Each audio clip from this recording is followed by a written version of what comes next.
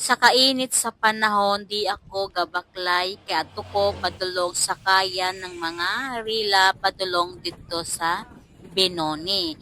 Kay lagi nagpa-appointment ko dito sa Ginsilibans para sa akong nail.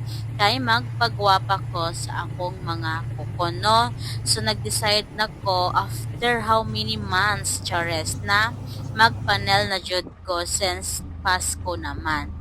And then, support naman po ang akong bana sa akong mga kaikikan sa kinabuhi. After na ako sa Binoni, musakay na pod ko padulong dito sa Ginsiliban kay wala may good sakyanan na para diretso dito. And then ang akong master kay di man siya makahatod kay lagi busy siya dito sa iyang duty.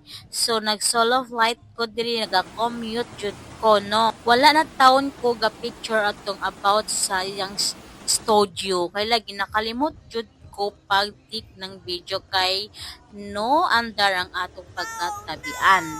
As in kaayo limpyo gayud ang iyang pagkabuhat sa akong nails, no pretty.